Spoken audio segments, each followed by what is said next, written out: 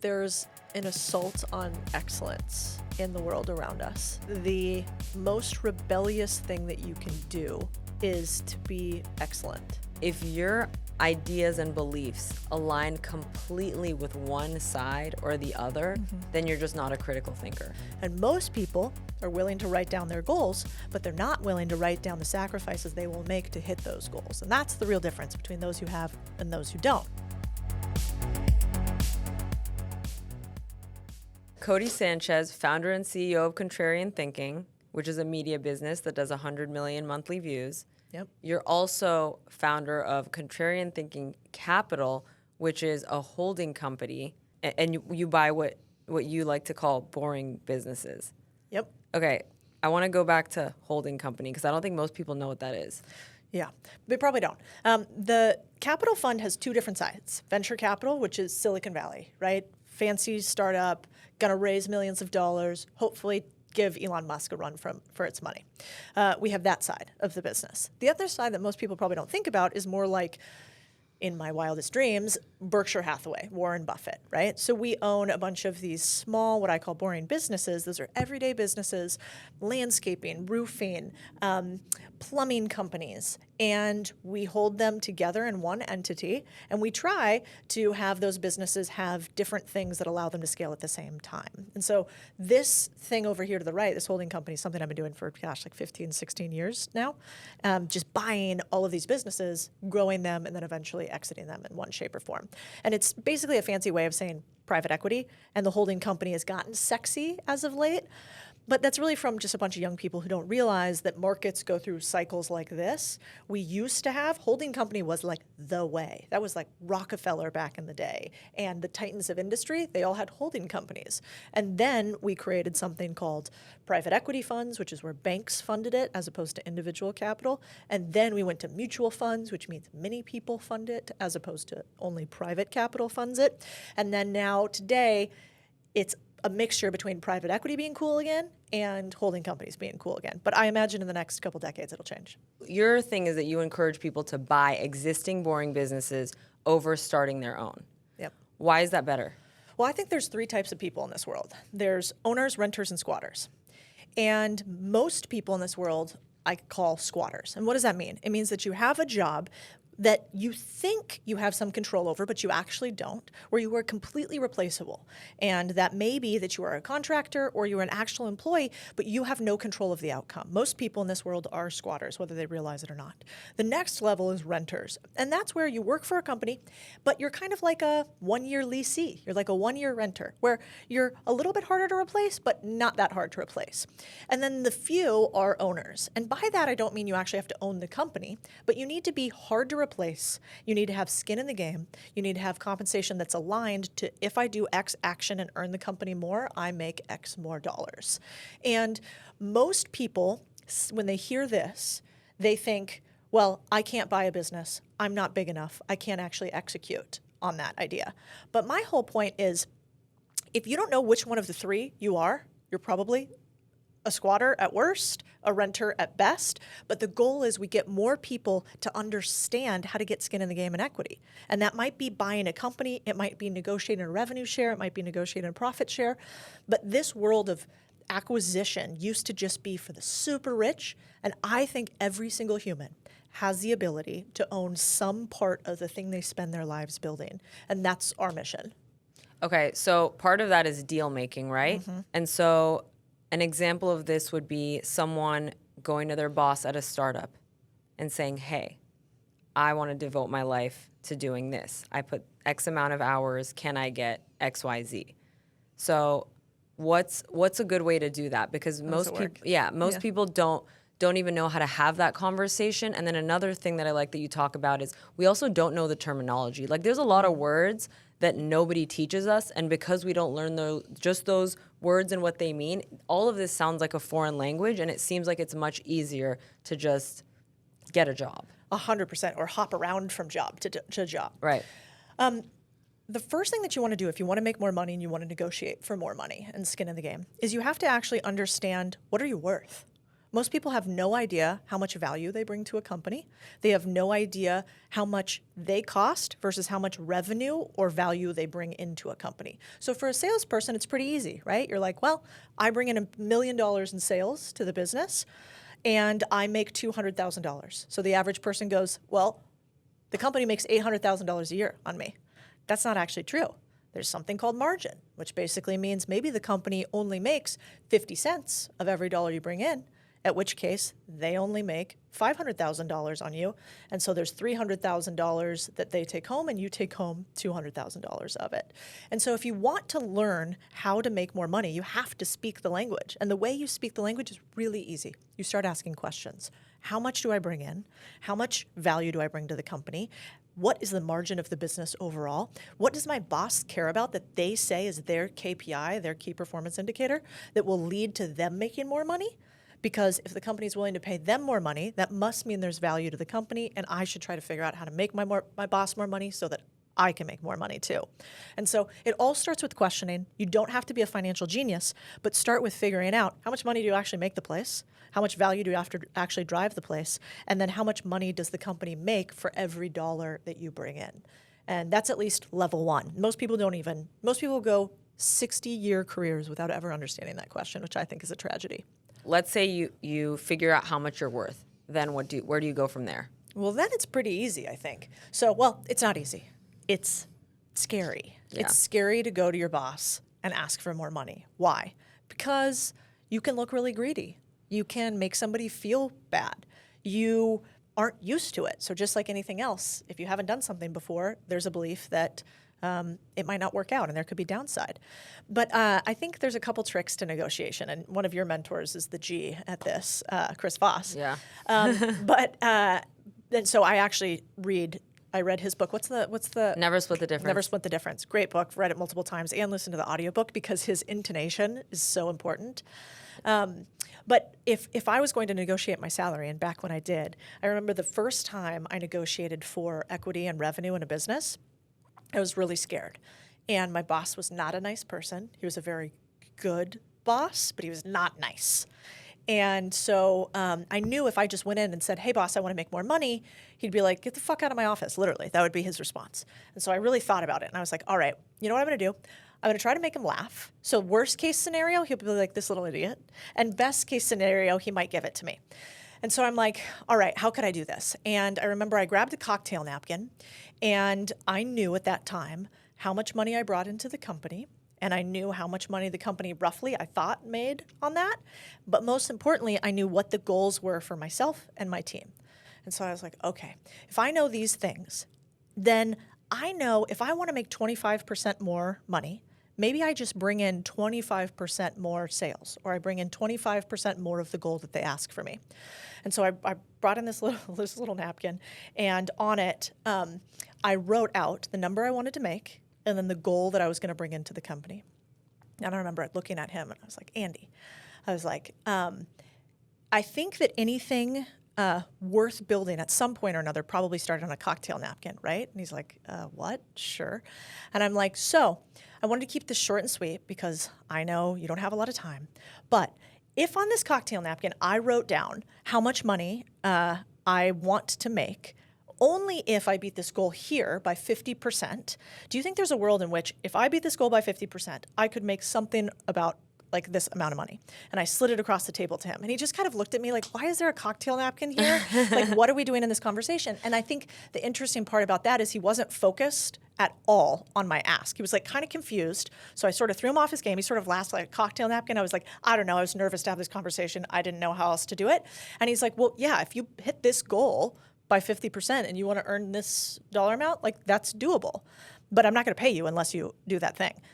And I was like, okay, that seems reasonable, and I left. And so ever since that moment, I've realized that it never really has to be that difficult. And if you try just 10% more than most people, you'll be 90% more successful because most people will never have the conversation. Wow, and those are crazy stats. Just 10% more. Yeah, well, I mean, we were talking about it. We're in an office building right now. There's 32 floors here. I walk in the door. It's Friday morning-ish. And I'm like, God, this place is empty. What's going on? Did they just build this thing? I asked the security guard, I'm like, quiet around here, right? And he's like, oh, yeah, it's Friday. I'm like, how many people do you think in this building every Friday? He's like, 100. I'm like, there's 32 floors and there's 100 people in this building? He's like, yeah, crazy, huh? I'm like, yes. And isn't that amazing? Because what does that mean?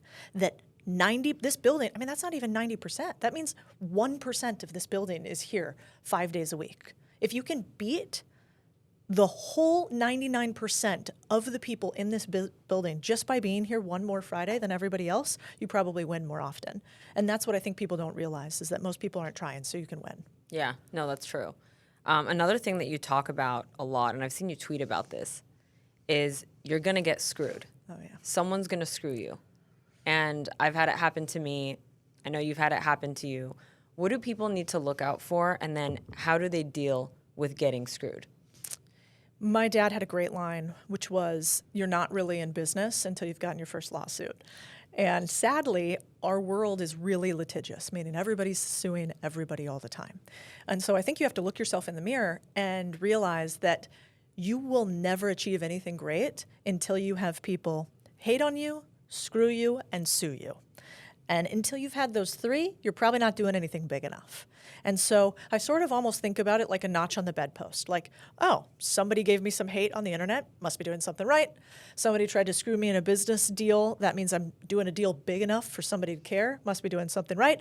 And somebody tried to sue me because I have enough cash for them to feel like there's something to come after. I must be doing something right. And instead of seeing all of those negatives as this terrible thing that's happened to me, poor me, I'm a victim, everybody's awful, I'm like, you know what? This just means that I'm worth coming after. And so a reframe of negative to, hey, I'm on a sign of positive trajectory can really change the natural things that are going to happen in life. Just like taxes, just like death, you're going to get screwed.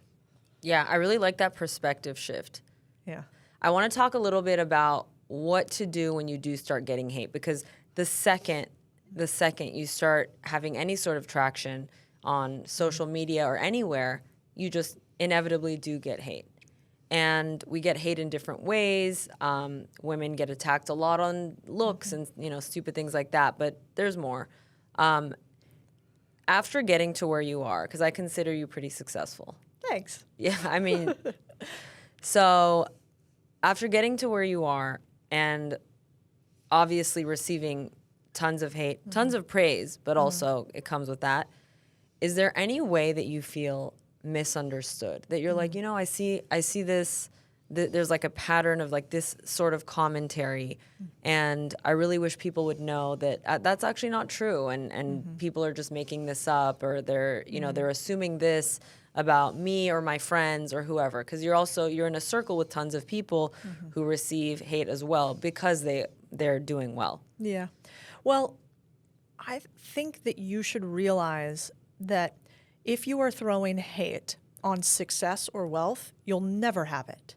And so every time I see somebody heckling or throwing out hateful comments, I just realize that I am living rent-free in their brain. And I get a little chuckle out of that. And the second part about it, I think, that I maybe feel misunderstood about is often on the internet now, people assume that if you are creating content and you are out there publicly, that you are a content creator.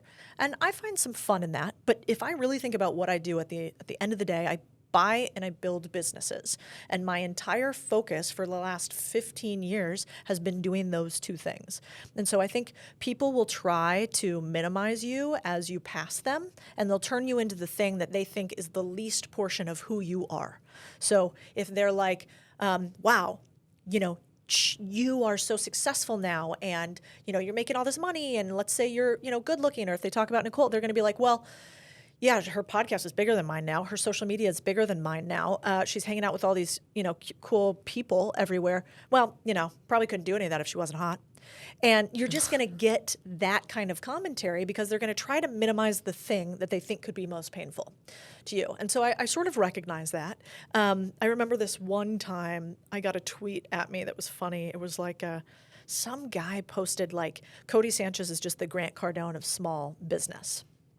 And it bothered me. And I don't know Grant, so nothing against that. But what bothered me was the insinuation that, there was some sort of grifting going on, or somebody was like taking advantage of people, and that I was that person. And I remember my reaction was very not mature at the time. This was like early in my little journey, and I like looked up the guy, and I saw like, oh, he fixes and flips real estate houses, and it said he owned like 3 and whatever, and so I wrote some shitty little comment like, I hope you own more real estate than I do in your head, but if not, boy, do I have a course to sell you. and I got some sort of joy out of it. And then I thought about it, and I'm like, fuck, you know what? That guy's probably like out there just doing his best. And for some reason, I triggered him that day because he was struggling, and I posted about a business that was succeeding. And the only way he could feel better about him is that he could pull somebody else down. And he could say it wasn't his fault, it was my fault. And so I sort of have this empathy gene now for the people who do this, because I just think, man, you're never going to make it. Wake up. Like, this is so sad for you, not me, because I don't really care. And at the end of the day, every piece of hate that you give me is just another view in my ecosystem. And so sometimes your biggest trolls end up being your biggest megaphones. Oh, 100%. That's actually how people in politics do really well, because the other side is outraged by what they're saying, and then they're like, can you believe this? And they share it, and then they rack up views. Yep. So we see it every day. Yep. I think there's definitely something wrong in the women's movement right now, and I can't put my finger on it. Yeah, but that's a part of it. Let's talk about that, because I think, and I said this earlier to you, but it is that women are being told that their youth and their beauty is the most important thing about them, and they need to be married and have children by a certain age, and if they don't, life is over. No, that's literally the message. And then you see it in politics when people are talking about it. You know what I mean? And of course you have like, the boss babe thing that Sophia Amoruso coined, and she didn't even mean for it to turn into that. Yep. But it became this like cringy, oh, you expect women to do everything, or you're turning them into boss babes who will never get married and never have children and never have families. And it's like a point of contention now. Yeah. Which is crazy. Yeah, I think the next movement is going to be humans realizing that having a partner that is more equal than not is actually a good thing. And if you think about that statement, that's not fucking crazy. That's actually pretty reasonable to say. Yeah. And, my husband and I have been married for 3 years, and we've been together for 6, and we've known each other for 25 or 26 years. And when I asked him, former Navy SEAL, could get any girl that he wanted, 37-pack, running around, speaks 6 languages, just great dude, jaw that looks like he, eats nuts for a living, like just wild. And when I was like, why did you think that you want to be, with me? Like, what was the attraction? And his entire thing was, I wanted a partner that I can go to battle with every day. I want somebody who's going to be on my same level that I can go to battle with. And it doesn't mean that we have to choose the same battlefield all the time, but I want to feel like that there's a human right beside me who can go together. And I remember right before he went on his first deployment, we had just kind of reconnected and started dating. And he was prepared for me to say, I'll see you after deployment, which is what a lot of women do. Like, oh, great, this has been fun. Navy SEAL, wonderful, and I'll see you when you get back. But in the next 7 or 8 months, I'm gonna go live my life. Like, I'm not gonna wait around for you. And I remember he like had this little sad puppy dog look on his face, and he's like, so, I leave and I'm deploying to, at the time, Iraq, and, in a couple weeks, and, what do you wanna do? And I was like, well, like, what does that look like? Like, do I send you packages? How often can you talk? What's the time difference? Like, what are we doing here? And I was like, but we're doing this. Like, why would that change? If I want to spend the next 60 years of my life with somebody, I'm not going to let 6 or 8 months get in the way. And I remember he was like, I was not prepared for that. And so I think this world of like high value men want virgin women that wear sundresses, have babies all day, run around barefoot, and wait on them hand and foot is a reaction to the girl boss movement, which was like, fuck men, I don't need one, I'll do whatever I want, me too. And in reality, the reality is that it's just in between. And the in-between is we should all find partners who are strong. And I think it was Jeff Bezos, which is funny now given what happened in his marriage, but it was Jeff Bezos at Summit a billion years ago. He was speaking and he was talking about his wife. And his kid had an issue where it was playing with a knife and almost cut off one of his fingers. And Jeff was like, oh my God, this happened. And Mackenzie, I guess, was like, well, I'd rather have a kid with 9 fingers and common sense than a kid with no common sense. And I remember listening to that and thinking, you know what? Yeah, I want a husband that could get me out of a third world prison, and I want to be the wife that would get him out too. And like, that's the type of relationship I'm looking for. And so we got to figure out what the next movement is for men and women, but it's probably hand in hand. It's probably not fucking alpha Andrew Tate. And it's probably not girl boss babe nonsense. The ironic thing about Andrew Tate, for example, is, you know, he talks about finding a woman who's this and that and innocent and, you know, hasn't slept with too many guys or whatever, but he's not even married. So who are you taking advice from? That's what I'm thinking. The other thing is you see from both sides in politics. On the liberal side, it's like, go be a girl boss. We need to break the glass ceiling. And then on the other side, you have, no, we need to go back to traditional values. And, you know, we need to be in sundresses and be more feminine and relaxed. Mm-hmm. And then there's tons of people selling content, courses, how to be more feminine, how to be a high-value masculine man. Mm-hmm. When the reality is, it's not a one-size-fits-all thing. You're not gonna look at the gender roles and be like, okay, I'm gonna do all these things as a woman or all these things as a man. Mm-hmm. In any relationship, it literally is compromise, decision making. You have a whole framework for this, the team framework. I've seen it. Yep. What is it? Yeah, well, I think you should work on your business hard, but you should work on your partnership harder. Because at the end of the day, the average American stays at their job or business for 3 to 5 years. And we hope the average marriage lasts a lot longer than that. And yet we spend so much time on business and other things and very little time on our relationship. And so my husband and I made a concerted effort to say, we're going to work on our marriage just like we would a business. We're going to give it love and attention, because where your energy goes is where your attention flows. And so we did this thing where, you know, your world today is very busy, right? There's so many things coming in and vying for your attention. And in work, you have that scheduled.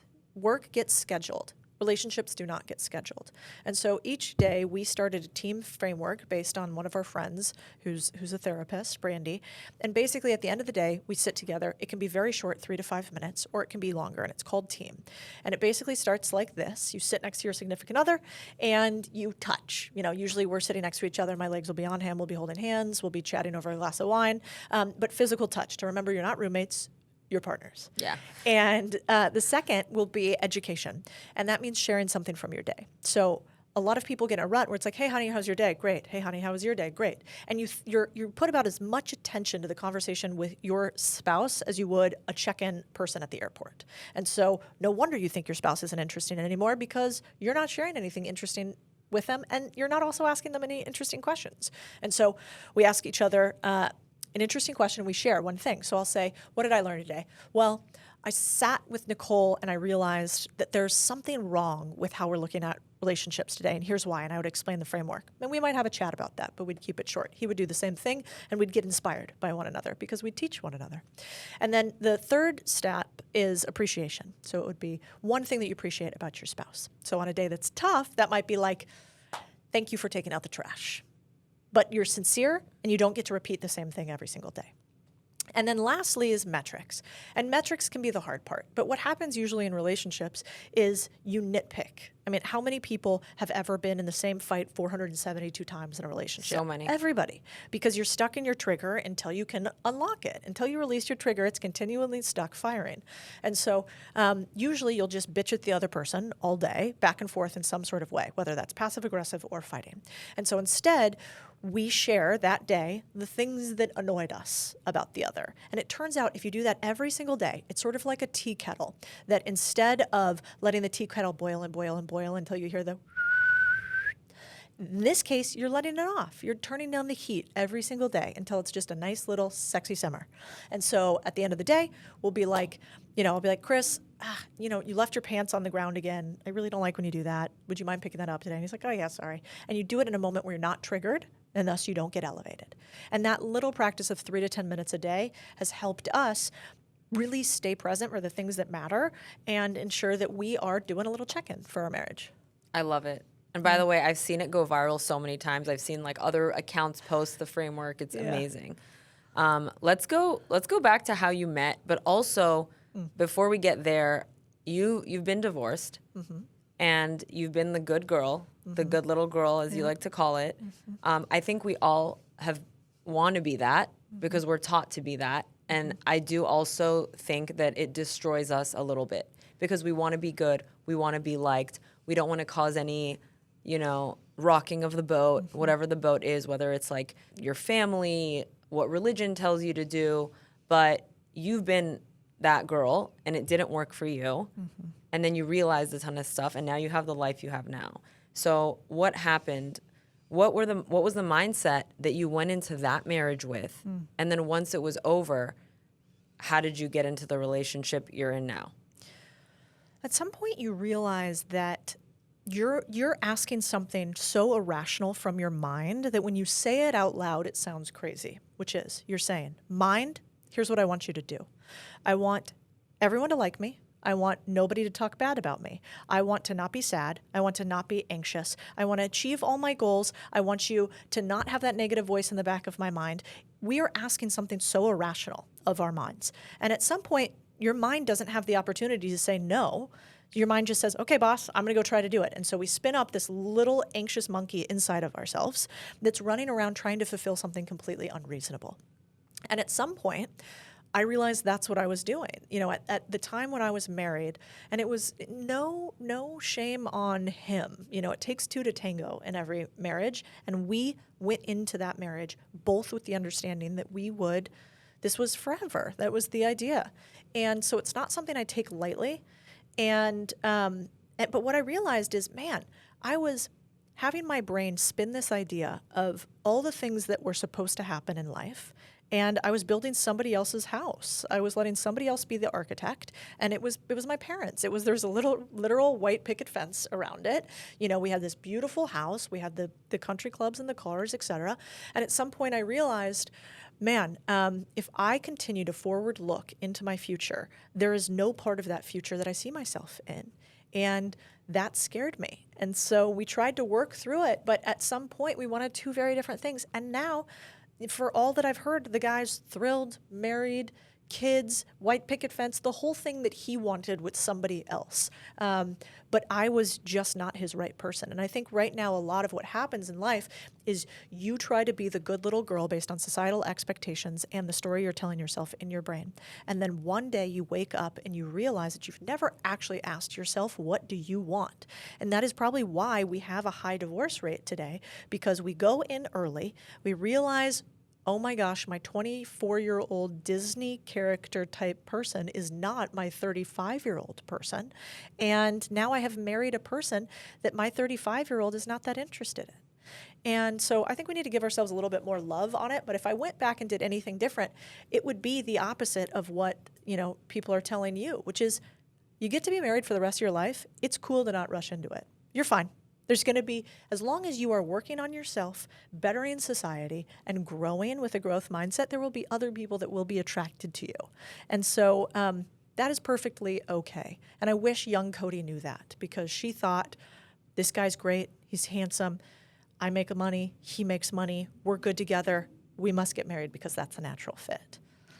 And it should be a little deeper than that. Yeah. So how is your relationship now different? And also, you met at a music festival. Which music festival? Yeah. First of all, and also what were the vibes? How did you know? Well, this was unique because we went to high school together, Chris and I, because we've known each other for decades, and we were friends in high school. And then I went off, built businesses, got married, got divorced. He went off, went to the Naval Academy, became a Navy SEAL, went to war, and after I got a divorce, I went back to my roots a little bit, and I was actually with my dad, and my dad was good friends with Chris at the time, my husband. They're both hunters, and so they were out hunting, and I thought that was really nice of Chris to take my dad out so many times, and so I slid into his DMs, and I don't think at the time I was doing it with the idea of making moves. I think I was genuinely like, thanks for doing that with my dad. That's really cool. I appreciate that. And I started engaging with him. And actually, it was funny because I remember back in the day when I went into his DMs, I think I was a journalist then. No, it was after finance. Maybe I was just becoming public on the internet and starting to do a few things on the internet. And I was like, tell me, like, Navy SEAL, how'd that happen? Like, what's changed since I knew you a billion years ago? And he was like, I'm happy to tell you, but like, not if this is going to be, written on the internet somewhere. And I was like, easy, bro. I'm like, you're not that interested. I was like, take it easy. And from there, we started a conversation, long distance. I was living in Chile at the time, and he was in the Middle East. And then we reconnected. But, what I realized from that reconnection, if I was to go back and look for a human now, if Chris didn't exist, how would I decide who are you supposed to be with? When you look at your core values of the things you want out of life, I think you should lead with those when you go to find your partner. And it's, do you want to build an empire? Do you want to grow and travel? Do you care about this type of society existing? Those big overarching morals and values are what Chris and I align on. So even if during the day he wants to have a different experience that I want to have, we have this vision that's so big that all the tiny no's cannot take down. And that stemmed from the fact that we actually came from a very similar background. We came both from Arizona. We both came from families who were into being out in the woods and, hunting and building businesses. Our fathers were both entrepreneurs. We both came from some sort of hardships. I had built a bunch of businesses. I had gone through divorce. He had gone to war, totally different. But, and so, gosh, I wish I had gone back and looked for that. And nobody told me that that's what I should look for, that I should look for a human who had the same ethics and values that I do, because ethics and values trump everything else. They do trump everything else. Even in your friendships, it's very hard to be close friends with someone that has different values. So why would that be different for the person you're going to spend the rest of your life with? Yeah, but think how seldom we ask that of our friends. Like, how often you're like, I'll say for me, like when I go and meet somebody, I'm like, oh, they're cool. They're interesting. I had a great experience with them. They seem fun. But if I think about it, I should go a level deeper, which is, what do you stand for? Like, when nobody's watching, what do you do? What kind of human are you? Because when you ask those questions, everything else can fall into place. But usually we don't lead with that. We lead with convenience, and we lead with proximity. Who are closest to us and who are easiest to be around in one shape or form. Yeah, well, see, when I changed that, everything changed for me. All the good stuff started coming when I started befriending my heroes, or getting them to be my mentors. That includes Chris Voss. That includes Naval. Even you. I approached you, if you remember correctly. Yeah, you did. You know what I mean? And so for me, it's like I never think of those things. I'm like, okay, I look at Codie. I walked up to you. You were really happy and really nice. There are some people who are public figures that I've walked up to, and it's like, it changes the experience. Yeah, You're like, this is not the person that's on camera. This is a different person. I'm no longer down. Yeah. You know what I mean? Yeah. But, and I was with my friends when I met you too, and they had lovely experiences with you. They really enjoyed talking to you. They befriended you. And I saw that, and I was like, no, she's cool. I was like, she's not just successful, she's cool. That's right. And then I also like I'm going to bully you into working out and doing this and doing that. And I'm just like, I don't know, great values all around. So that's, for me, that changed everything, because now suddenly my entire circle is all people that are crushing it, and we can talk about that stuff, and it doesn't feel like, I don't know, like work to talk about it. Like I remember Matt Stefanina coming to you, and he's a very successful creator. Like, he kills it. Yep. And he's like, well, what do you think I should do about this? And you're like, this is actually an exciting problem for me to, like, you liked it. And I was like, no, this girl's the real deal. Who she says she is and what she is the same thing. Oh, and thanks. I saw that, which I loved. Well, it's interesting you bring that up, because I told you there was a study that I wanted to talk about on this podcast. I know for a fact that the Jim Rohn saying of, you are the average of the 5 people you surround yourself with, is true. at least qualitatively. It has been true in my life. It's been true in your life, right? We up level every time we get in a room where we are the least intelligent, where we speak the least, and where others have far exceeded our activities and expectations. That's how you steal other people's 10,000 hours, is you actually touch them. You Yeah. get in rooms with them. Yeah. And if you can't do that, you listen to podcasts like this. But there's this study that I found fascinating, which is that it doesn't start at our age. If you want to know the largest determinant of a child being rich or poor, there's one thing, and it's called economic connectedness. And this was a study done on thousands of students in 2 cities. One was a city in Minneapolis where rich kids and poor kids, they engaged together a lot. It was just intertwined. And then there was another city in Minneapolis where rich kids and poor kids were segregated. They did not engage very much. And the difference in earnings between the kids who were economically connected and those who weren't was 33% by the time they were 35. So on average, they earned 1/3 more if they touched other people who had wealth and means than if they didn't. And what that makes me think about is we have to break down those barriers again and again between being around a bunch of people that have lives we don't want, that have health we don't want, and that have values and ethics we don't want. And we have to get in the rooms with the ones that do, because it's not so much about how, it's always about who. That's so true. You know, it's funny you say that because growing up, I came from like a middle class family that always had a little bit more than enough, you know, and there were times where my parents were killing it and times where they've gotten screwed. I've watched them go up and down. But at the end of the day, and when I was in my 20s, I sort of looked back because they put me in like private Jewish schools with the wealthiest kids. I mean, these people's parents owned like skyscrapers and Marvel and this and that. And I always felt a little less than because my parents weren't driving the same cars and we weren't going on the same vacations some years. And now that I look back, I'm like, you know what? I think the fact that I was around those kids, I saw what was able to be done and how much success a person could have.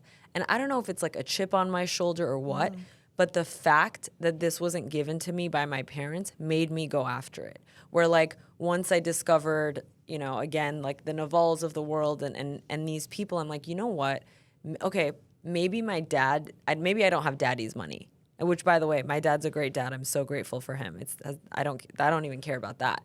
But maybe I didn't get money from daddy, but I'm gonna go befriend these people because they talk about financial freedom and wealth in a way that I can understand and learn from.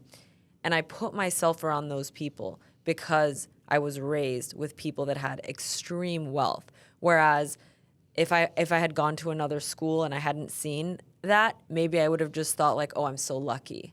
I'm so lucky. And there's value in gratitude too. But I think you're successful if you have a healthy mix of gratitude and also wanting more. Oh, yeah. Well, 100%. I also think you should ask for more chips on your shoulder than you should handouts. Because a chip on your shoulder is something that can fuel you continuously. I think about it like a little power cell here.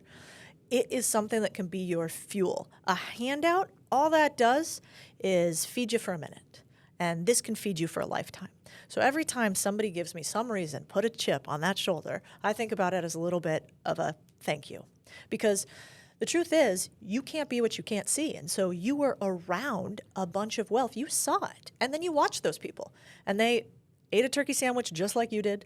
And they shit just like you did. And they did everything else just like you did. But they happened to have lots more money than you did. And when you see that, you realize there's not much difference between those who are super rich and those who are not. The one difference is, what are you willing to do to get the things that you want?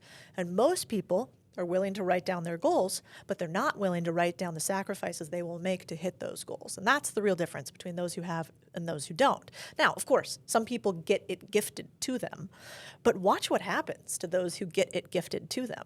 It's one thing to get a company, which is work, gifted to you, your gifted homework. It's another thing to get trust and inheritance gifted to you. And I've been around those people, and you couldn't pay me enough money to take somebody else's trust as a kid. I am so glad I had to earn mine. Me too. right? Because it does make you more grateful for it. And you're like, shit, I did that. Yeah. Like, could you imagine? I had all these kids in high school. I was sort of the same as you. My parents were middle class, but my mom was a 30-year special education teacher. My dad was an entrepreneur many times over, but didn't go to college. And I had many kids in my class that got like BMWs or whatever the fancy car was at the time when I was in high school. And I remember I didn't get a car right away. And then I got a car that was like, I thought it was rad, but it was nothing like theirs. Yeah. And I remember at the time thinking, you know, I wish, that's cool. Bren has this car. She's got an Escalade. Like, that's cool. And now that I look about it, that poor girl, because she was gifted a $75,000 car on a not even, I mean, how much, $12 an hour, probably ice cream gig that she had on the weekends back then, she wouldn't be able to buy herself that car again for another 10 years. And so anything that she earns herself for the next 10 years is less than the thing that she was given by her parents. So how is she going to ever learn to value the earn when all she knows to value is the give? And so I think it's a huge disservice to try to ask for handouts. Instead, you should be asking, give me a problem big enough to fix and the ability to solve it. And that is a beautiful ask. That is a powerful question. Yeah. Codie, if you were a parent, which I feel like someday you will be, Yeah, fingers crossed. how will you instill what values in your kids? Like, what are the things that you know you want to pass on, and how do you think you'll do it? Do you ever think about that? Oh, yeah, a lot. Chris and I we started a list a long time ago of the type of parents we want to be, which will probably be humorous when we are parents and we have to throw it all out the window like they say you do.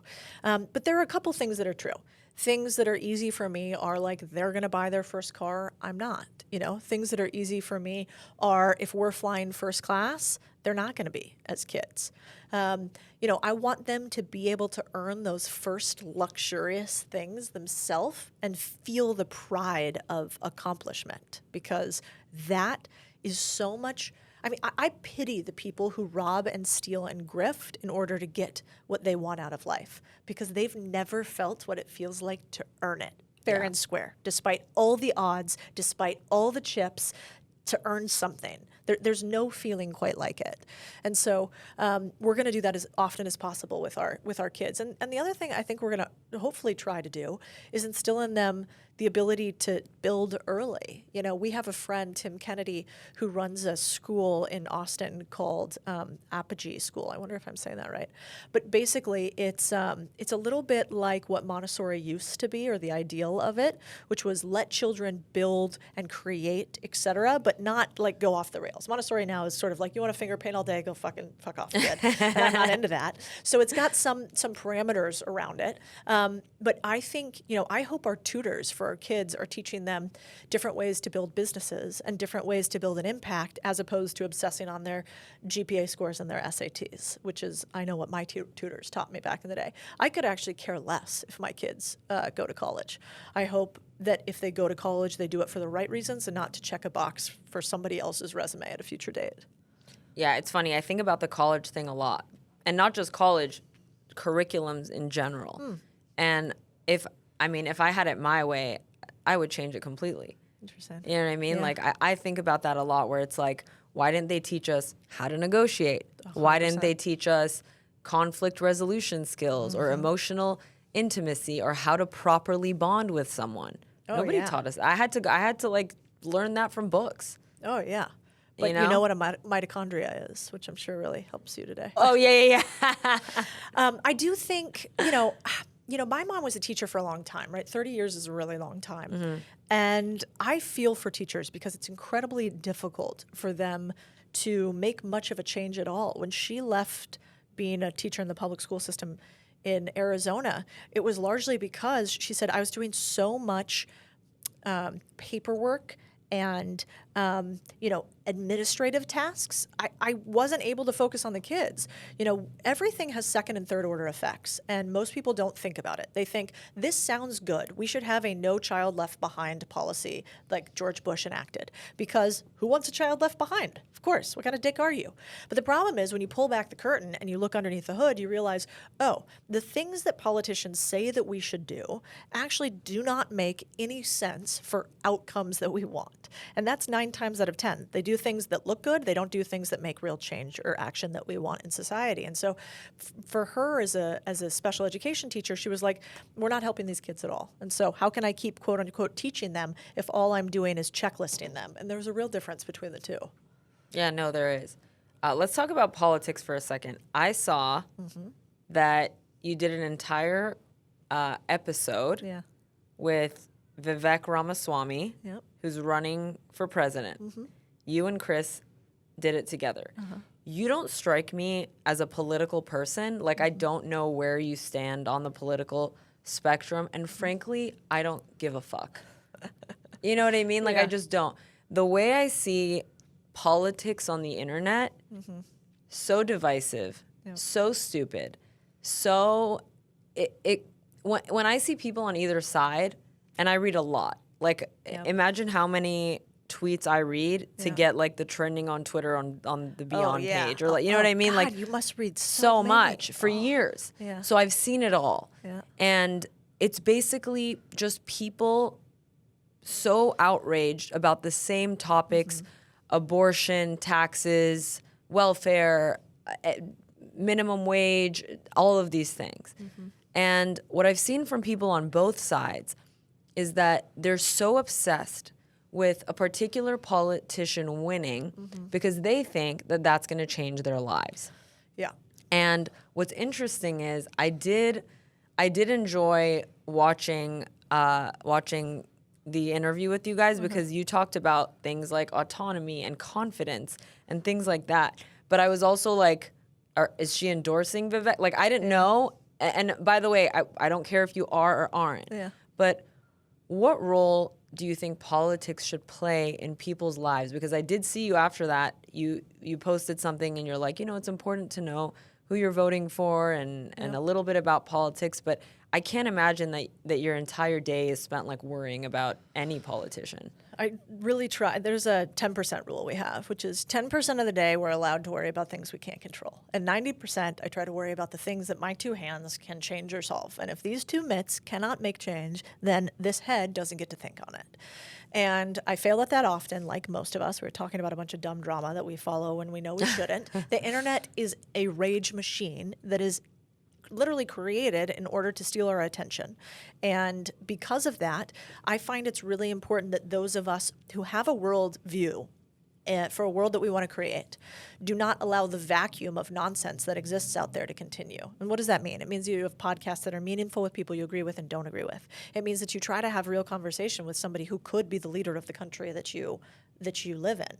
And so that's why I have a lot of respect for people like Joe Rogan who are willing to have conversations with both sides of the aisle. Yeah, with I think anybody. It's incredibly important, and it is. You cannot have a lower form of thinking than moral absolutists, which is that because I do not agree with this one thing from this one human, that human is now bad. That's so asinine that somebody's inability to see that every single human you're going to disagree with something on is so commonplace today. Now, when it comes to politics, I'm a big donor to both local politics and national politics. I actually think it's a travesty that we don't have more business professionals and influencers and creators willing to weigh in. I think people lack courage. And, Spencer and I were talking about this. I am not a nice person. I am a good person. And I would rather have good person on my tombstone and nice nowhere near it. And let me tell you the difference between the two. A nice person, if somebody comes up to Nicole and somebody's yelling at Nicole in real life, what does a nice person do? Maybe they try to diffuse this. Oh, okay, you know what? But what does a good person do? Excuse me, you're please going to back the fuck up from my friend, and you're not going to speak to another human like that. And by the way, if I have to bodily get between the two of you, I will do so, and I will not be nice about it.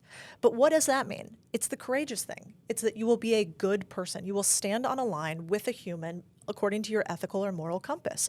And most people today who can benefit from the internet are too scared to put their real opinions out there on the things that drive our society forward. And I actually truly believe that we are at turning points in our society where we need to take some stands. And a stand doesn't mean you have to be Republican, you have to be Democrat. It means that you have to be involved. Because if we've seen anything since 2020, we have seen that those on high, we have ceded so much power, we have given so much power to those on high that they can actually change the trajectory of not just the country, but our individual lives materially and immediately. And so if we don't play this political game because we find it gross or it takes away from our platform, then I think we're complicit in it. We're part of the problem. And so it's just something that I'm willing to do. And, you know, when I posted that about Vivek, I think that he has interesting ideas, just like I think RFK has interesting ideas.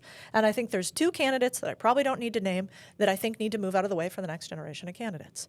And those come from both sides of the aisle. And I'd like to see more centrist politics happen, where there's reasonable humans who don't believe that they need to take the power out of us poor idiots as citizens that can't handle it.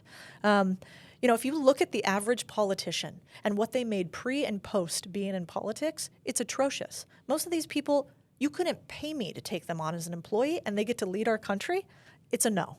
And so that's why I'm willing to have those conversations, not because I want people to vote one way or the other, but because I think we need to have the conversation, and it's really important. And, you know, we have another person I think we know mutually, which is Jay Shetty, and he had another politician on his platform, and from the other side of the aisle, and people hated him for that. And I would never cancel somebody for talking to another person, but I would push back really hard on people who are not willing to step in at all. And I think they do that for personal gain, and they do it because the second you post anything about politics, 50% of the country fucking hates you. And so I get why people lean into self-interest. Oh, 100% true. The thing I don't like is the people who take a side and only stick to that side, which is why I also respect Joe Rogan. Yeah. But yeah, I mean, Naval has this great quote where he says, if your ideas and beliefs align completely with one side or the other, then you're just not a critical thinker. Yeah, it's so true. And I wish more people would internalize that and realize that I think their desire to belong is so much stronger than their desire to be courageous, which I think we need to change. That's where the lack of courage comes from, I think. It's that you just want to fit in so badly. You want the things, you want to be accepted so badly. It's like even the marriage thing that we were just talking about. Oh my God, I can't tell you in my 20s how badly I just wanted to get married because I was like, if I don't, then I'm a loser. Yeah. Or like, I'm one of these people that Matt Walsh is going to come after. You know what I mean? Like, it was really like that because everyone I grew up around was told, like, you need to get married by this age and have kids by this age, and that's the only way. And I had to find women who were successful and happy who got married later just for me to even believe that that was possible for me, which was crazy. And the other reality is the divorce rate. So you're telling all these women they need to get married, but you don't even know who you are by like 25. That's like when you're just starting to know who you are.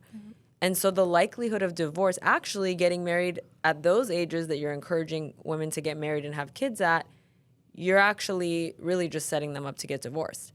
And people don't think about that. There's no nuance in these conversations. It's all like, you need to do this, be this way, believe these things, and then you fit in with us. And here's our common enemy, the other side. Yeah. We have a saying on our team, often, if you think about doing business is all about contracts, right? And contracts are very specific in the words that they use. The word need is something that we throw around as a society very loosely. You need to get married. You need to have kids. You need to do it by X, Y, and Z. Well, my team, I've taught them something because they used to come to me with some of the contracts we've had, and they'd say, well, we need to do this, this, and this. We need to do this. And I would dig in and realize that they were confusing need with should, or they said we need to, but we don't contractually need to. And so now I will have my team say to me, they'll say, we need to take X action. And I'll go, is it a contractual need that we are legally obligated to do? No? Okay. Then is it something you think that we should do? Yes. Oh, no, it's not? Is it something that they said we need to do? And we need to use words really particularly because the word need is too often confused with the word should, which is a word that has no reason to exist, because should is just somebody else's projections of their beliefs on you. A need is breathing. A need is eating. Anything that does not derive immediately to you going to jail or you dying is somebody else's should and not your need. And if we realized that earlier, then we wouldn't fall into living somebody else's lives, which happens much too often. Wow. Oh my God. Just 2 words just completely changed everything for me. Well, I mean, I think you know this too, but the problem is we have to lean into more introspection. And how do you do that in this day and age where you have, the average person gets 72 text messages a day. They get more than 50 emails a day. We consume 2.5 hours of social media content. We consume 2 hours on average of streaming or TV services.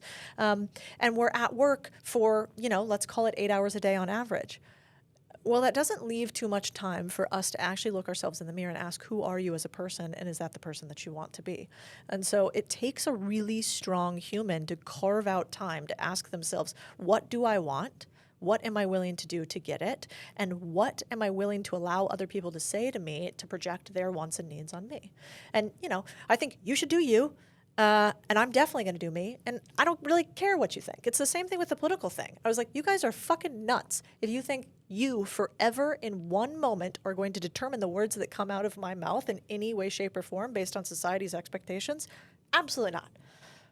We build lives based on financial freedom and having lots of businesses and growing independently so that we can use our meat lips to say the things that we believe that come out of our brains. And most people bow to the mob. And I think you should spend your life in the pursuit of finding out who you want to be and nothing else. I agree.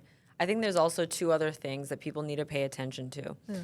One, what they're consuming, because if you don't decide, the algorithm and the internet will decide for you. It's true. The other thing is, and I think Kathy Kelly came up with this term. We were actually walking and we were talking about you too, because we were talking about how we've had so many falling outs with our friends as our lives have gotten better. And we were kind of sad about it, losing friendships that you've had for years and years. And I mentioned to her, well, Codie has this thing where she talks about that too. I'm going to go find it. And literally we get home and I was like, Codie literally just posted about this like today. And she's like, I think we should have like a friend audit every few years. And I was like, that's interesting because I never thought that, but maybe that really would help all of us.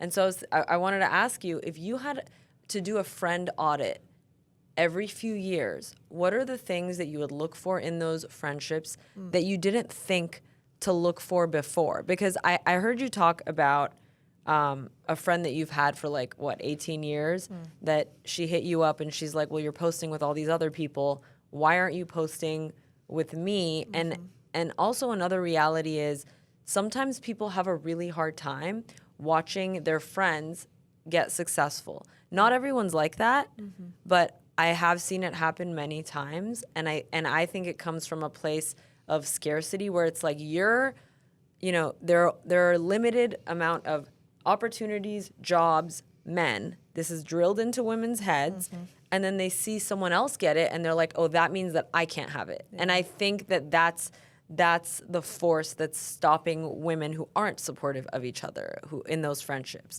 So what are the things that you would look for in friendships now, knowing what you know and having gone through what you've gone through? When I start to feel myself get jealous of another, I have a picture immediately that goes to my head. I picture the worst outfit on me in the most atrocious color. Like we all have that, right? Yeah. Like for me, it's like orange. Like anytime I wear it's not a good look. I look bomb in orange, not gonna lie to you. I bet you do. I bet you do. No, it's like I get this color of orange on. It's awful. So when I get jealous, I just picture me in like this orange jumpsuit, flushed out, under fluorescent lights. Maybe it's a bathing suit. Like just nightmare fuel, right?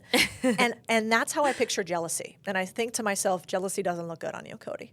And every single time I just snap that little image in my head and I think, this isn't a good look. And I'm not going to do that. And when I feel that little twinge inside of me peek its head, because it comes up with every single one of us, even really successful humans have twinges of jealousy. That's okay. But I just picture myself in that outfit and I go, yeah, well, it doesn't work for us today. I'm not wearing that. And then I sort of let it pass. And when I see it come up in other humans, I usually allow one go. I let one go for a friend that I consider close to have a moment of jealousy, because I know that I've had them too, and perhaps they don't get to see themselves in the mirror in this outfit. But after that one chance, I usually don't give them another one if it happens. So it happens, it's once, shame on me, twice shame on you. And so that second go around, it usually starts with something like, oh, you've changed. Oh, I haven't seen you in a while. You've been really busy, like not answering texts or calls. Oh, it's those tiny little shame moments that you can feel in your gut. You know exactly what it is. There's no questioning. We question it in our brands, but you know what they're saying. And once that happens once, it's okay. Once it happens 2 times, it's just a no for me. And I let them go lovingly. And that doesn't mean I have a big conversation with them. It doesn't mean I try to change them in any way, shape, or form. You're no better than that friend. You're just in a different spot. But at that point, I sort of stop pouring into the friendship and I move on to the next level of the game. Because what happens is life is just like any video game you play. And if you keep hanging around the same people and you keep doing the same laps, you're never going to evolve to the next level. And so you hope that you can give everything possible to those humans to come along with you. But if they don't choose to, that's their journey. That's not yours. And so I usually let them go on the journey. And one of the other key indicators of people who are going to not be in your future is that they focus on the past. They talk about the past. They talk about people. They don't talk about actions and movements. And so past and people are the 2 P's that will keep you stuck. And if you want to move towards the future, you got to stay away from those. I love that. I know you're really close friends with Layla Hormozi, Yeah. who I also think is amazing. She's awesome. She's another one that I'm like, you guys got to follow her. She knows her shit. Yeah. When I interviewed her at that mastermind, Yeah. I remember you asked a question from the audience. Yeah. And I thought to myself in that moment, I was like, God, these 2 are so sophisticated. Like, I don't even know what Codie asked even means. Like, no, straight up. Really? I was don't sitting there remember on that. stage. Shit, I thought I threw you like a low ball. No, Give you a hard one? No, you didn't give me a hard one. Oh, I asked her. You had, because I was Okay, the good. moderator I give for her a that. hard one. Yeah, Good, you I didn't, it should. wasn't that. It was that Okay. I was sitting there in that seat. Yeah. I was just like, oh, there's things they know that I don't know, and I just need to learn those things. Totally. But I know that you guys are close friends, and I know you have like a Tuesday ritual Oh, yeah. or whatever, like just another Tuesday. What is it about? Because that's like a friendship that I feel like you value a lot. What is it about that friendship that you feel like keeps it going? Maybe friendships sometimes to me are like a sports team. You have this mutual goal that you're going through in life. And when you meet other friends that are on the same team, they're trying to figure out the same thing at the same time. You're all kind of searching for the same goal. There's just so much you want to interact on. And so that same team moment might be when when you have a kid and you're trying to figure out, how do I take care of this little amorphous blob for the first 3 years and not let it kill itself, Like that's a team moment. And her and I think are on a similar team because we're both trying to build these companies. We're doing it in public. We're both married. And so there's a lot of proximity between the 2 of us, and then there's a lot of shared goals, and that usually leads to strong bonds. The second thing I realized from my husband is some of my best friends are his best friends from going through the military and the Naval Academy.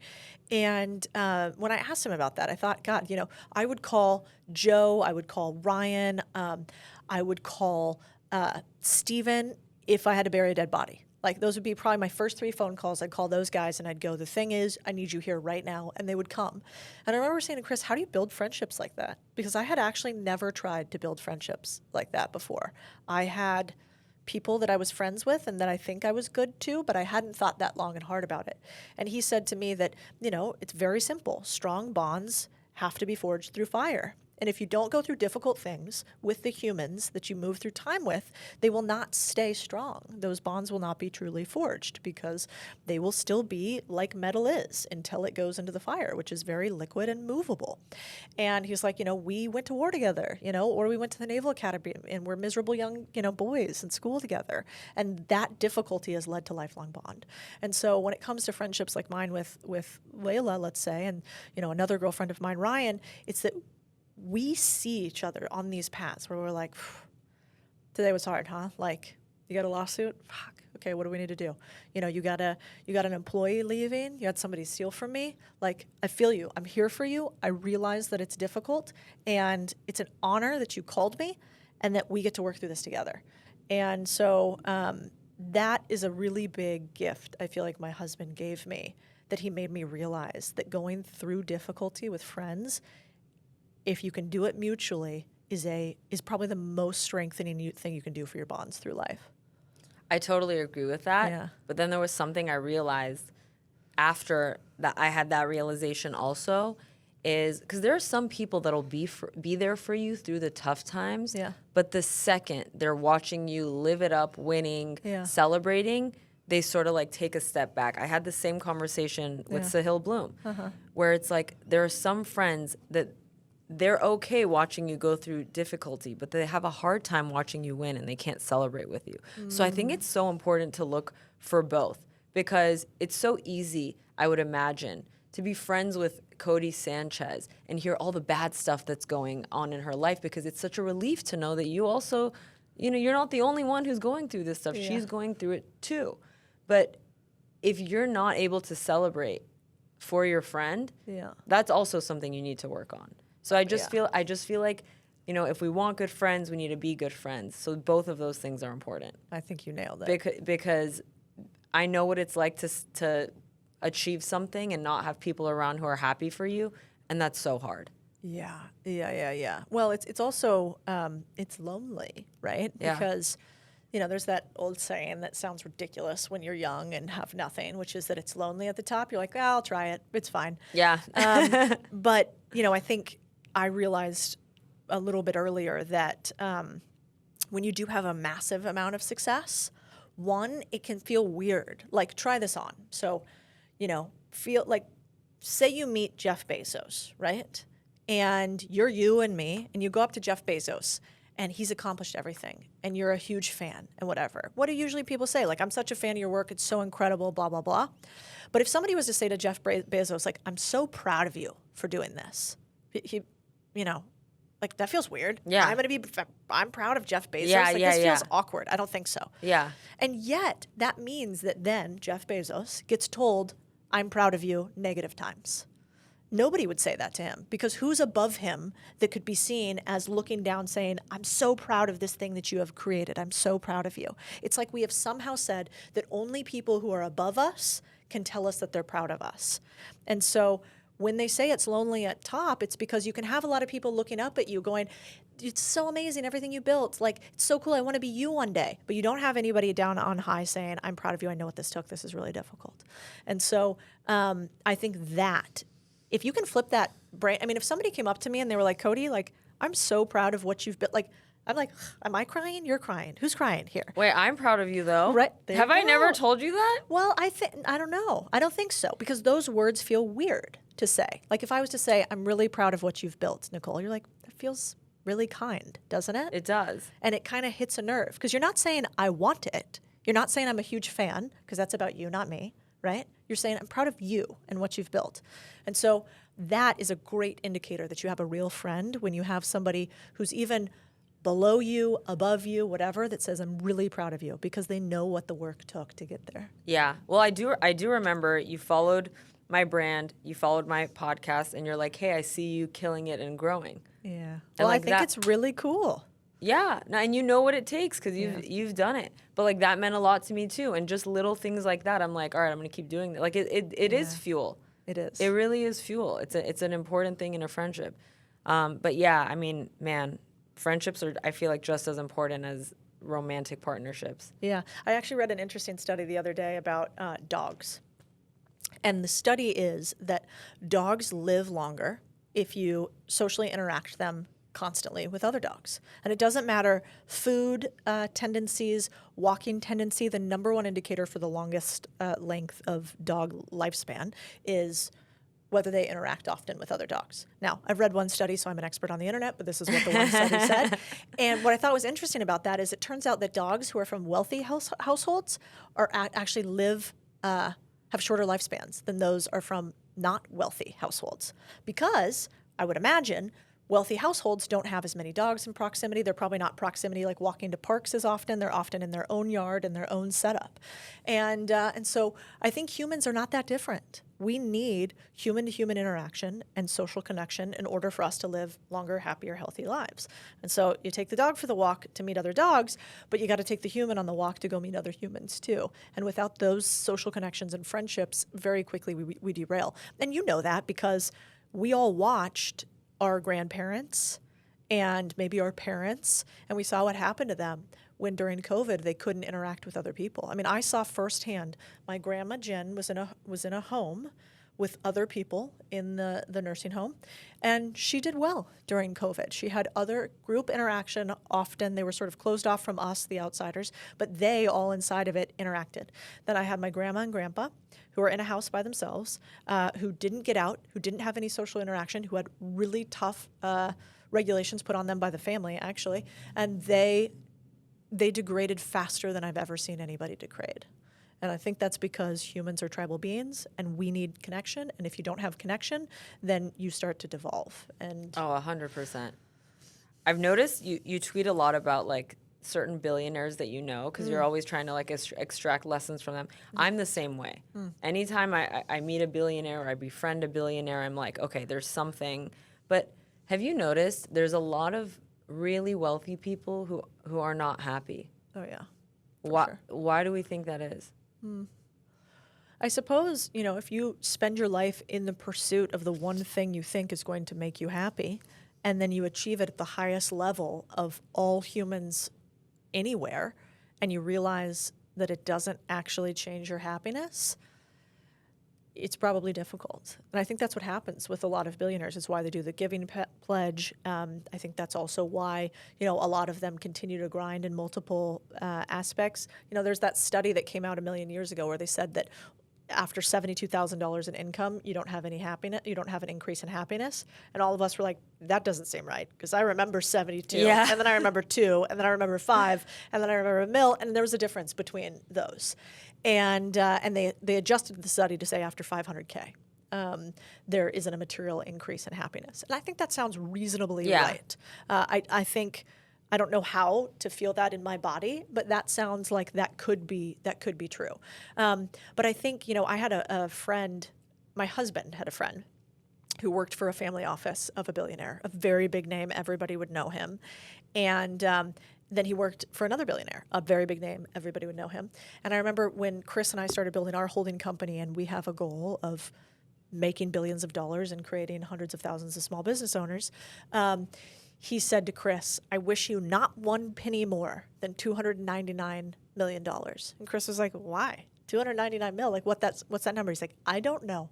But right about the $300 million mark, people lose their fucking minds. And his take was that you just lose context with reality. You can bend the will of the world around you at a couple $100 million in liquid net worth. And when that happens, you forget what the price of a banana is. You forget how to communicate with a taxi driver. You have less context for everyday humans, and they don't get to go get walks with other humans. And so you start to believe that you're something different than everybody else. And so I don't know, I'm willing to take the trial run on being a billionaire, but I can see why it wouldn't immediately lead to happiness. Well, you have self-awareness, so I think you, as a billionaire, I think you'd actually do pretty well, and I don't think you would change much. I think you would be the person that you are. The thing that I realize, which ties in nicely to what you just said, is you have to let the ordinary things make you happy. Yeah. No matter what, if you go outside, billionaire or thousandaire, okay? Yeah. You go outside and the sun hits your skin, and or you run into a friend and you hug each other. Like, if those things aren't able to make you happy and your standard is now, I need to walk into a nightclub, be able to get all the bottle service I want or charter a private jet, and those are the only things that can make you happy, you're fucked. Yeah, I agree. You're fucked. I agree. So I think that's that's really the message here. Yeah. I also think, I mean, I did the whole bottle service, finance, New York thing for a long time. I feel like that might be a second layer of hell. Like, even Yeah, the I don't people like it who are either. paying for the bottles, the only way that it's that much fun is if you're drinking the entire bottle of 42. And, but like, you know, they like, it's such a contrived, weird hierarchy of society. It's like, wait over here, you know, with the bouncer who's like a fake policeman that now you're paying tens of thousands of dollars for him to tell you to wait over here. And then there's this like long line of people. It's like, you, not you, you know, and you're like, yeah, me, I'm going to go in there. And then you go stand in your place. And then a bunch of scantily clad chicks bring these like neon signs, not pretty signs. And then there's sparklers. And then they're making you pay all this money for this. The next day, you're dead because you've never felt worse. And that night, like, you really can't remember what happened because everybody's drinking so much. I remember when I was at Goldman Sachs just thinking, what are we doing? And humans have lost it, basically. I think so too. Yeah. It's funny because you think about why people are going to clubs really. Yes, there's music, That whatever. part I'm into. I love festivals and But you know, concerts. I love festivals and, Yeah. and concerts, but that's a completely different true. vibe. It's And also, for me, house parties are the move, or like my own events that I throw because it's Yeah, like you're good at mixer. that, though. But I had to create that because it Yeah. didn't. I feel like it didn't exist enough. But Yeah. the nightclub thing specifically, let's just boil it down to what it is. People want to find other people to date and have sex with. That's the bottom line. That's what the At club least is? men. I At thought least it was men. a power play. I thought it was that like, too. Look at me. It's that on my too. table. It's that Yeah. too. So and that's like, you know, wealth signaling. Right. So then that's a status game. Yeah. And again, we want to be playing wealth creation games, really. 100%. And so that's a status game, and that never ends. The sex thing is, that's why I'm so upset that nobody taught us how to bond with each other, because the reality is you can actually have sex every night if you just bonded with the person that you're meant for, and you don't. It's Yeah. just there. Like Had a conversation with a human, not left or right swiping. Nope. Yeah, Seems that's what I'm saying. Unreasonable. That's what I'm saying is that it's so, like, society has become so lost. It's like, do you actually think that those things are going to make you happy? Going out to a nightclub, getting drunk, having a hangover, doing all these drugs. It's like, it doesn't make sense to me. We need to go back to normalcy. Yeah. I used to be kind of judgmental, and sometimes I catch myself being judgmental of people who are engaging in that lifestyle. But Yeah. I really try to stop myself, because the reality is, if you're a young girl from Sandusky, Ohio, for example, and you fly into LA, and your options are A, work for minimum wage at any retail store, or a man gives you, who you're relatively attracted to, relatively, who's older than you, offers you 10 to 20 grand and buys you a place and buys you a car, and you just have to have sex with him sometimes. I mean, Yeah. I really can't judge a girl in that position. That's interesting. I really can't. And what's happening also with the OnlyFans girls, and you know, people judge and criticize them. It's like, what's happening to society? It's like, I'll tell you what's happening. You can't blame these girls for going and doing that and making millions of dollars, because guess who's paying for that? Dudes. Yeah. So don't come at women and be like, oh, this is what women are doing and blah blah blah. Yeah. It's like, you're literally incentivizing them to do that. You're not learning how to be a self-sufficient man who bonds with a woman emotionally and has, you know, an equal partnership. You're not doing that. You're jacking off to OnlyFans girls. Yeah. Frankly, you're jacking off to them. And then you're complaining on the internet about why there are no traditional girls. Gee, I wonder why. like straight up, I look at people who are in those arenas, and I'm like, I don't understand what you're complaining about. You can be the change, but you're pointing fingers. And that's why I like what you talk about so much, where it's like, no, we actually don't point fingers. We have agency, we have control, we take responsibility. Yep. You ask, what can I do? Not, oh, who did this? You know what I mean? It's like 100%. it's literally a complete mental shift that'll change your life.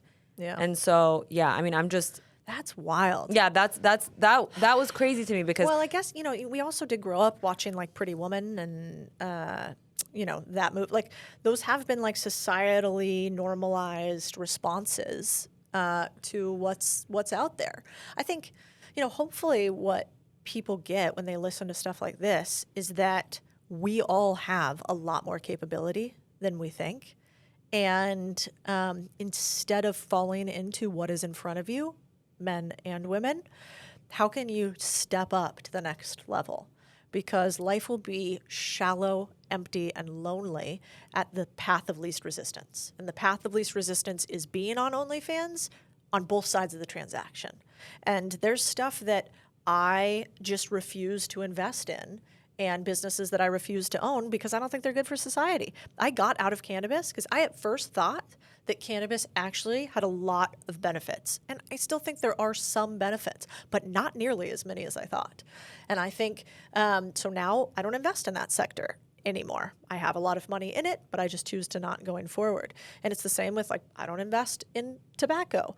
I would never invest in OnlyFans. I wouldn't invest in dating platforms. I actually don't think those things lead to deeper human connection, which is what an intimate relationship is all about. It also happens that there's sexual interaction there, but that's neither here nor there. And so, I don't think we should judge except to say, I think you're more capable on both sides. And so what would happen if you proved yourself wrong and me right in that belief? I was doing the numbers the other day, the average OnlyFans creator earns something horrific, less than $87 a month on average. But the ones at the top are very few. Yeah. And their trajectory is going to be really short. And we don't know what the future holds. And you have a negative long-term degradation of reputation, largely. And so I don't think that there's judgment. I think you should do whatever you want. And every human should have the capacity within their own sphere, as long as it's not negatively affecting those around them, to do whatever they want. I think that's what freedom means, literally. But I think you should look at your options with a really wide lens and maybe assume that you're more capable than you think on multiple levels. Except if that's the thing that you fucking love to do more than anything else in the world, and there is, some pursuit of that to you feels like you are uniquely positioned on this planet to do. And if that's your belief, then I think go do it. Yeah, 100%. Yeah.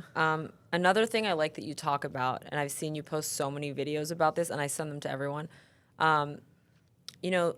Most people, a lot of people, and we've seen the statistics, and I'm sure you know what they are. Young kids, for example, want to be influencers. They want to be famous. It used to be actress, model. Now it's influencer. Yeah. And what we've been seeing with a lot of these actresses, like Gwyneth Paltrow, Reese Witherspoon, Jessica Alba, is they take what they've done and they're like, okay, I could act, but eventually when you're a woman, the industry sort of just I can't even imagine. it's crazy. But they're like, you know what? Now we're going on the entrepreneurial path. Yeah. And you've documented some of these, and you're like, here's how Reese Witherspoon did it. Here's how we can learn from it. And so we are seeing a shift a little bit. And especially, that people like you are highlighting what these women can do. That's why, honestly, that's why I love your content so much. And just not just your content, just who you are as a person and what you're doing. Because I live in LA. I see these women. I hang out with these women who literally, any girl would look at any of these women that I know and think, oh, she must be so happy. She must be killing it. She's a model. She has this many million followers. Yep. She must be so happy. And I cannot tell you, watching, especially the really, really hot ones that everyone thinks they want to be, but think how much money goes into beauty for women. Yeah. Oh, yeah. Oh my God, thinking that that's going to solve all your problems. I cannot tell you, when I look at a girl who has been in these industries, and then I look at you, how drastically different the confidence levels and the self-esteem levels are. Because you, Codie, okay, you're beautiful, but you're also smart, a good friend, can have a conversation with pretty much anybody, buying boring businesses. You understand, there's so many different aspects to you that you hone in on and value in yourself. And what they've been told is, it's all numbers, it's all the way you look. And at some point, you're going to expire. So that then they see themselves, and society doesn't help with this, sees them as a depreciating asset. You see what I'm saying? Oh, yeah. Well, I mean, I see it with, I have some family members that are younger, beautiful family members and grew up in the age of Instagram, Snapchat, et cetera. And I see the way that I looked when I was, 19, and then the way that they look, and they look much better. But I was talking to one of them, and I kind of said the same thing I was saying to you about the OnlyFans thing, which is you should do and post and say whatever you want. But if you don't think about second and third order effects, what will happen from the thing that you do today in 1 year, 3 years, 5 years, 10 years, and 20 years, then the decisions you make will be driven by others as opposed to the future that you want to have. And I often asked myself, would future Codie be proud of the thing that current Codie is doing? And then I'll ask the flip side. Would 15-year-old Codie think that this is pretty fucking cool, what we're doing today? And for these women, I would say the second that you think and put yourself, the second that you put future you on a pedestal higher than anybody else's opinions is the second you stop worrying about your weight and numbers, et cetera, because you're saying, is future me going to be proud of this moment or not? And if not, then I don't really care about these other things. And it's a daily battle, and it will continue to be a daily battle, but you allow yourself a counterweight. In life, if you fall to everybody else's expectations, then you have this heavy load. And you have to have a counterweight, which is your future expectations that can pull you up and balance you out. And so, if I was young and on the internet right now, I would be thinking, what am I going to be really proud that I did in 1, 3, 5, 10, and 20 years from now? Because given the way the internet is going, everybody will probably know about the things that you do today, even when you think it is in the quiet darkness around you. Everything is public. And so assume future you is going to know all of it, and so is the rest of the world. And do the right thing because it's easier to remember and because you will be happy that you did in the future. But, and then I think about, if you think about Hollywood, and it's not to degrade anything, because thank God there are humans that want to entertain us and that can make us feel things through movies and art. It's pretty incredible. But I remember I was talking to Dean Graziosi, who's become a friend, and he did a big event with Matthew McConaughey. And Dean was like, how do you feel after doing this? What do you think? And Matthew was like, man. And, Dean did an impression of him. He got up, started walking back and forth like McConaughey does, and was like, this is the first time that I got to act as Matthew McConaughey. He's like, this is the first time. All the other times I've been somebody else. But today I was me. And 2 million people showed up to see me. First time. And so when I think about acting, if I was to surround myself with the idea that what I do at the core is insert myself into somebody else's character and get other people to believe in this other person's character, I would want to make sure I have something really grounding that is fully me. Because otherwise you're going to lose yourself in other people's roles. And I don't like faking it, and I certainly don't like pretending to be somebody else. And I think for humans, that can be really hard to do and degrading over time. And I think that's probably why their fame is so hard. When you're business famous, I'm like, you don't like my idea? Okay, whatever. It's just my idea. That's not me. I'm not me out there. I'm just ideas and, context. But for celebrities, it's often them. It's like, I don't like you as a human because the only thing you are offering is yourself or yourself playing somebody else. So I think it's a hard road. Yeah, I think so too. Yeah. Man, that's nuts. And yeah, I like Matthew McConaughey as Matthew McConaughey. Yeah, me too. Yeah, he's kind of lovely. Yeah, I think so too. I think he's one of the ones where I'm like, I hope, if I ever get to the chance to meet him, he's like who he seems like he is, Sometimes you're like, don't meet my heroes because what if they're not like that? But he seems like a I feel like one. Yeah, he's like him. Yeah. Yeah. He gives me that vibe. Matthew, we're open. We're open to it. Yeah. You'd love Andrew Schultz in person too. Same yeah, guy. he seems comedians to me are incredible because they do the thing that we all wish we could do, which is look at society, find the absurdity in it, reword it in our own frame, repeat it to society. Immediately, about 50% of the populace is going to hate you for saying their absurdity is real. And the other 50% is going to have their eyes open to something they've never seen before. Like the best comedy is just pulling back a curtain and showing reality in a way that you've never thought about it. It's very creative. And they're not nice. Maybe they're not always good, but sometimes they're really good. And so I imagine that I would like him. He seems to be okay with saying his truth pretty publicly and also being okay with being wrong, which I highly admire. Yes. No, he's both. He's always been both of those things. Yeah, that's because you knew him for a long time or something, right? I remember you Yeah, telling me this. so I interviewed him back when he had I interviewed him back when he had like 90,000 followers, and I'm like, you're like the next comedian. That's wild. And I you was saw like, him? Who did I Do you see somebody else coming up next? Who's the next Andrew Schultz? You gotta let us know when you see him. Oh man, I know. When I find him? them, Okay. I will tell you. Okay. But yeah, I mean, I saw his comedy, and I was like, and I remember the title of the article after I interviewed him was, "Is Andrew Schultz the next household name in comedy?" Get out. Yeah, and so I did the article, and he's like, "This is such a good article." He's like, "No one's ever written about me before." I'm like, "Really?" Because he was on MTV's Guy Code, and he's like, "Yeah, no, you're very good. You're very talented," and I'm like, "Oh, cool." And it was for Beyond the Interview, which I started as an online magazine. Yeah. And then I liked other stuff that he was saying, because he'll comment on anything. He's not just like a comedian. Yeah. He knows what's going on. The guy is with it. Yeah. So I was like, Andrew, I like a lot of the stuff that you just like say on your podcast or say to me. Can we take that? And because I used to do these quote things where I would put someone's face and do like a slideshow of what they said. Oh, that's cool. And I was like, can we do that? Post it with my logo, you post it on your page and tag me? He's like, yeah, for sure. So he would do that as he was growing, and then those followers would follow my page. Love that. And so he actually helped me a lot in that way. And so I watched him grow into all this that he's doing. And also when he would come to LA, like I'd be like, we need to do a photo shoot. He's like, let's do it. And he would like come, we'd go out, we'd take photos. Like it was his early days. So watching him evolve into what he is, I mean, he's someone, not only I want to have him on my podcast, I want to do like a whole, like, how did he get here? Because I Yeah. watched it. And I watched how he brought his friends with him. Like I remember seeing his friend Akash on Joe Rogan, and he put his friend. I love that. Like, are you Yeah. kidding me? Yeah, that's huge. Like, that's huge. Yeah. You know what I mean? Like, he brings his friends with him.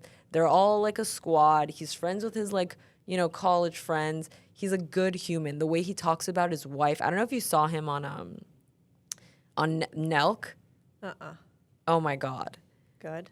Yeah, and just, like, the way, I mean, look, get a prenup. I don't care. But the way he was like, yeah, no, I didn't get a prenup. To me, it's just, like, a forever thing, so I just didn't. I was like, so hot.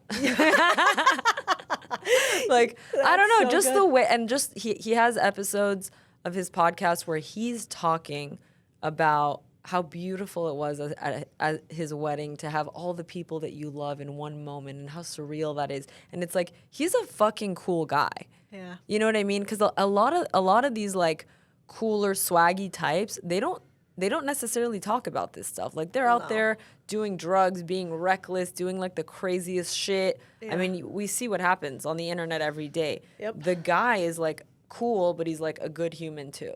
And so I always think of him as like a good role model for men. Like when I see people looking up to Andrew Tate, I'm like, no, Andrew Schultz. Yeah. Much better. You know what I mean? Because he's 100%. courageous, but he also has really good values, good friendships, good marriage. Like he's a Yep. great dude. So Yeah. I think there's a lot to learn from the Tates and the Kardashians and the really polarizing people in the world. Because, I mean, quite honestly, if you want to get good at copywriting, looking at Andrew Tate's tweets would and reframing them in whatever your vernacular would be. I mean, it's just good copywriting. He's a great marketer. He knows how to press on the pressure points of society, and that's what he does again and again and again. You know, I always imagined him and Trump kind of like standing over a fish pond with like fish food in their hands and just throwing it out, and Twitter is just like, like eating it up, and they're just standing up there like, this is exactly what we thought we were going to happen, because I'm just sitting up here feeding the fish every single day, and the internet's gobbling it up. And so those people are fascinating to me, because they have this methodology for virality and sort of rage and also love and acceptance it's very cult leader like. you know who else is really good to look at? And again, you do not have to agree with her politics, but if you look at her numbers, it's insane. And I mean, I've told, I've done copywriting and digital marketing Yeah. and social media for like some of the biggest names in the world. Yeah. And so one person that I tell them to look at is Candace Owens, Interesting. because if you watch her rants, Yeah. particularly the George Floyd rant, because Yeah. I remember when that happened, you know, I have a lot of friends who are Republican, right wing, whatever. And instead of even telling me, like, here's what I think about the George Floyd situation, they would just divert to her and be like, watch this. And they would all send me the link. Like, they didn't even want to describe it themselves, why she was right. They're just like, this woman knows. And I watched it and I'm like, because I'm with you on the copywriting thing. Yeah. This woman has the formula and it's free. Yeah. Go look at it. Yeah. And part of it is like asking yourself questions. You do that sometimes and I'm like, you're 100%. killing it. Like, you're like, and why is that? Here's why. Like, there's these little things that good public speakers do and people who get a lot of attention that you also could do, Yep. but you're not. Yeah. It's And so true. I watched that and I'm like, this woman has it down. She knows exactly what people are going to react to, exactly the topics that are going to enrage people. You know what I mean? And I was just like, this is genius. Yeah. This is genius. Jordan Peterson, Oh, he's same another thing. one. Yeah. Well, I think a lot of these people too, to me, what is happening today is that we want removal of the fourth wall, right? Like we want to sit with two people in a room and hear their actual thoughts. We don't want a third-party commentator snapping it up, chopping it up, overproducing it. We want the opposite of that. We also want humans that can say what they think for long periods of time, continuously, in their own words, in a way that is convincing and also seems that they demonstrate some Authority. And they are all very good at that. And so then I think the question becomes, you have two ways you can react to this. You can say, one, I want to be the type of human that other people listen to, and my beliefs I get to push upon the world. And if you are a person that wants to have your beliefs pushed upon the world, you should go and study those who have the most attention in the economy right now. And attention is measured purely by views and eyeballs. And so you would just say, I'm going to go and I'm going to follow these accounts. I will follow the Kardashians, I'll follow Tate, I'll follow Owens, I'll follow Peterson. I'll follow anybody who's in the zeitgeist, whether I believe their ideas or not, and I will deconstruct their framework for attention. And then if you want to take it one step further and you go, okay, well, now I know how to get people's attentions. How do I make sure that the things that come into my brain are real, that I actually believe these truths and I'm not getting convinced just by somebody's ability to change the frame? And then the way you do that is you look at what is your default avatar that you believe naturally. And most of us believe somebody who comes off as confident, with authority, specifics, numbers, interactive question, pauses, intonation, right? And we say if we remove all that stuff and we write down their core idea, do I still believe it or not? And that's how you can figure out if you actually are being influenced to something you don't believe, or are getting proof to a belief that you already have or think is true. And if we did more of that, we'd have more convincing humans, which would be better for us all, because then we could let the ideas battle as opposed to the eloquence battle. Damn, you're good. Oh. I never thought of that. I mean, I think it's something I try to do, but it's hard. Who has time? Time is hard. But it's important if you do have beliefs that you want to share. And by the way, I've always wanted to be a cult leader. Yeah. So this is great for me. Thanks. I want to go back to the boring businesses really quick. Yeah. Because I always made money as a creator and I knew how to grow social media pages and I've helped other people do that.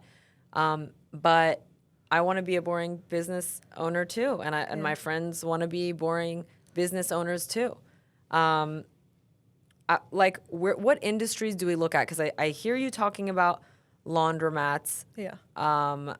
And the lawn mowing and all this stuff. It's like what actually makes a lot of money. And by the way, I know you don't like California because of the taxes, but for example, like Shawnee and I we were thinking of like opening up a nail salon or something. Yeah. What are the margins there? Is that a good idea? Like, what's a good, boring business that's worth buying, and how do you know that it's worth buying? Okay.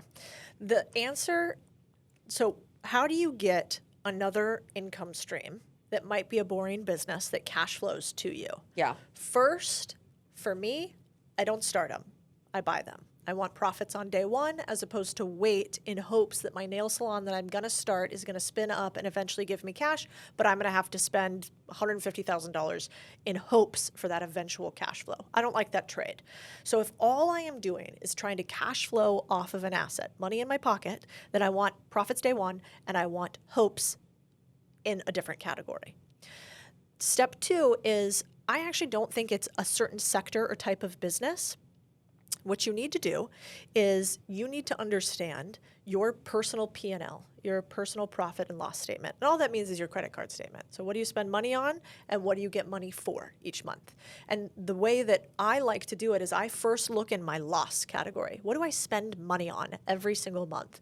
And then I go in there and I say, can I get to the owners of any of these companies? And I immediately disregard the Amazons, the Netflix, any of the big companies in there. But I pretty much guarantee that almost anybody listening is going to have a few line items in there, a few expenses that are small. It might be your podcast production studio. It might be somewhere you lease. It might be your property manager. Somewhere in there, you're paying a small business to do a service for you or for a product.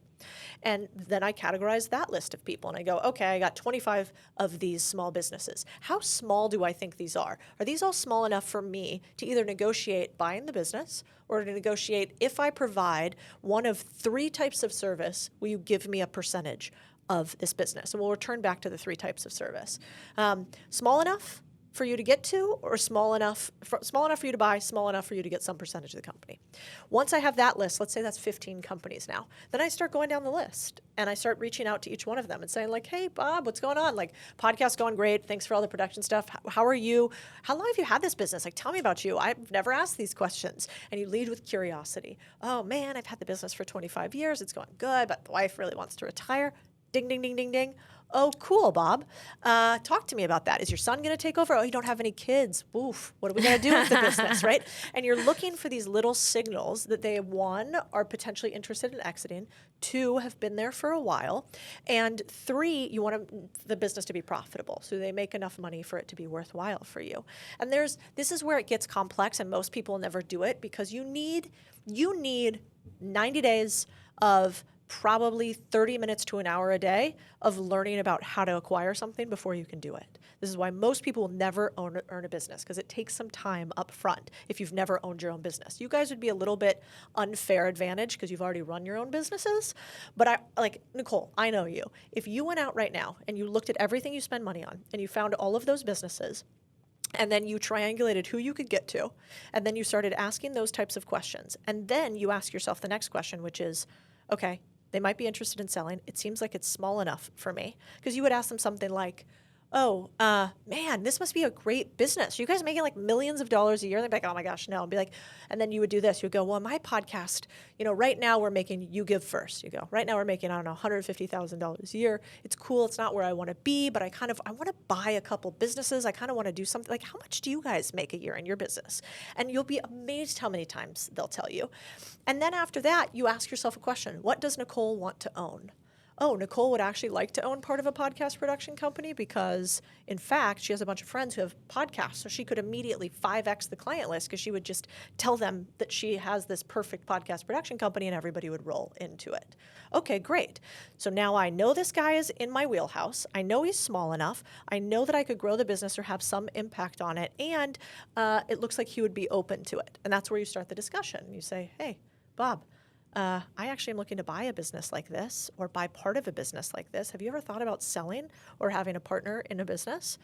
And you let the negotiation commence. And that, buying it off of your personal P&L, is the way that pros buy businesses, because you essentially take things that made you money or that cost you money and you put them in a column that now makes you money. And that's the move. Okay, wow.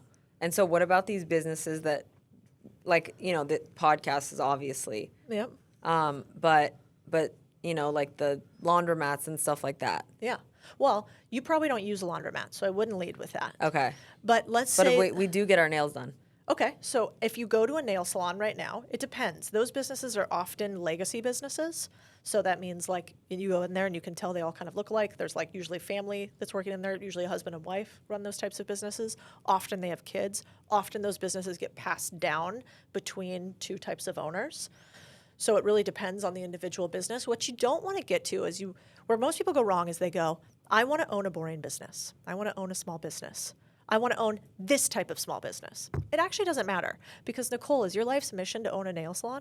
No, Why do you want to own a nail salon? I just want cash flow. Okay, so it doesn't actually matter that you own a nail salon or you own a podcast production company or you own a laundromat. You just like an extra $200K a year, right? Well, I think what you have to separate, you have to have, so you have the things that are your startups. That would be your startup. That would be increasing the number of revenue lines on your current business. Okay. So you have the business of Beyond and Nicole is this. It's a podcast right now. And around the podcast is like sponsorships, and maybe there's also events that you pay for, and maybe there's also, that you get paid for. Maybe there's also merch, whatever. That's your little ecosystem.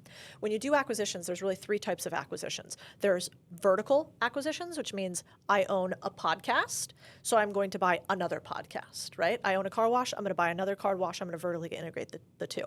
There's horizontal acquisitions, which basically means I own a car wash, so I'm also going to own something that would be ancillary to the car wash system, the SaaS company that the car wash runs on, our CRM of the car wash, et cetera.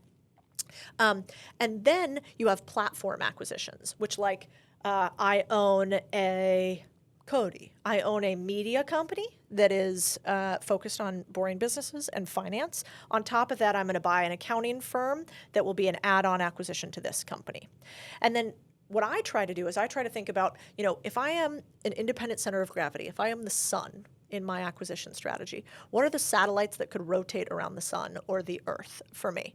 And so where I would try to lead you is first to think about how could you acquire things as opposed to test them, which I think of as startups. Mm-hmm. So when you buy a business, you're buying current realities as opposed to future hopes.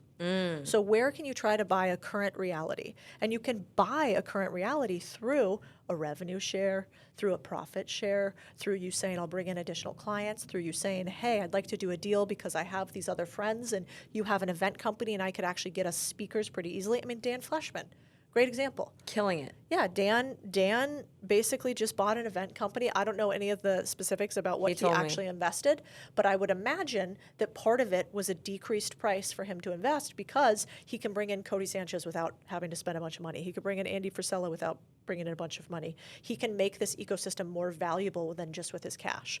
And so that's where you get into acquisitions 2.0 is when you think about your unfair advantages. What are the things that Nicole uniquely has where you could get equity and skin in the game in a business without cash? But I would lean towards that as opposed to straight up buying a laundromat. The reason I like buying laundromats and car washes, et cetera, is because it's simple and easy for people to understand.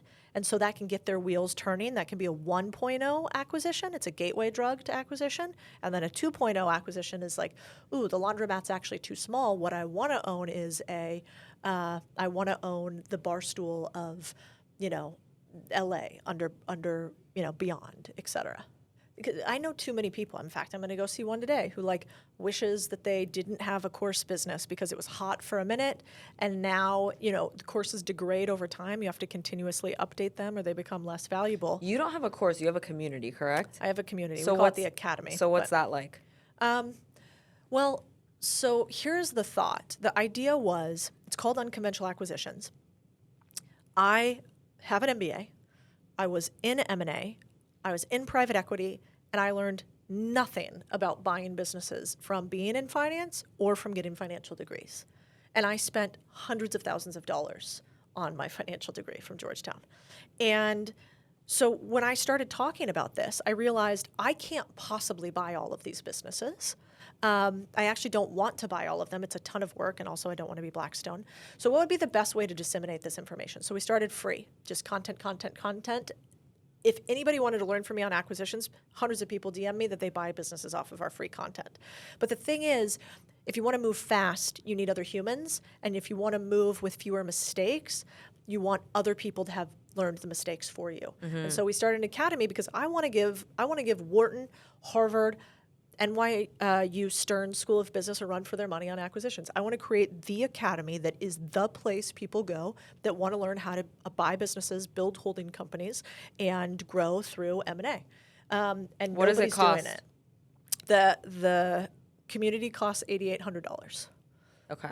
So it's like $9K. as opposed to a couple $100,000. And I think it's just enough where I want people who are really serious and who can afford at this stage to buy a business with some cushion for risk, because there is risk in buying businesses. I don't want it to be free as a community, because then you have a bunch of people that aren't serious in it, but I still want it to be a price point where it's accessible to humans. And so I think we'll probably go up to $10K for the price point, and eventually we'll have like a $25,000 a year done with you service, as opposed to do it with us. Do it yourself service. But for now, I think that's the way to do it. And what's interesting is, like, we're still not profitable. We spend way more than we make. I never made money on my events because I wanted it to be the best event ever. I would hire like chefs to come make food. Yep.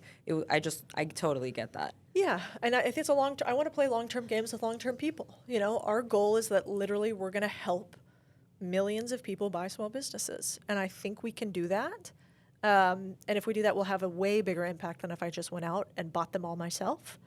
And that's the goal. And then we have a couple rules in the group, which is like, you have to help the next generation of business buyers after you've built one, or you can't stay in the community. You can move on, and that's fine. You could do your next thing, but you can't stay learning from us if you're not going to help the next gen.